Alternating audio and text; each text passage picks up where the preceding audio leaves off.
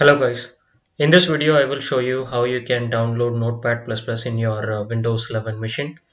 So without further delay, let's get started. So open any of your favorite browser and simply search for Notepad++ download. And the very first link is the official link, and open it. Very first version is the latest one, and I'm downloading the latest version. And if you want, you can also download the previous version by selecting any of your required version. So I'm okay with downloading the latest release.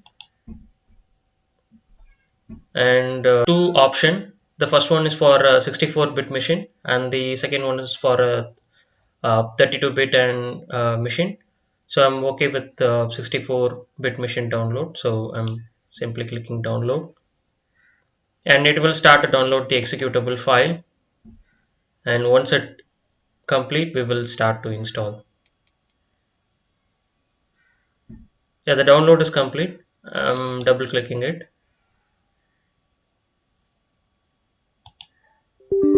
Click yes, and then in the it will ask language, and I'm okay with English language. I'm clicking OK, and it will start to initiate the installation process. And it in the pop-up window, simply click next, and then it will show the license agreement. Simply read through the agreement and click on the I agree button, and then it will ask for the destination folder path.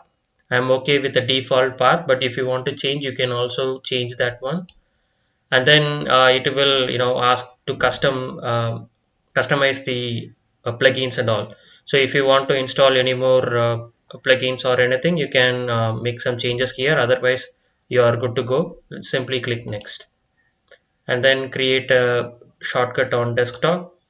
Simply check this box and then install. So it will start to install the Notepad++ in your machine, and the installation process is complete. And run Notepad++ version 8.6.5. It will, if you check this option, once you click on the finish button, it will open up the Notepad++. Yeah, the Notepad++ is open.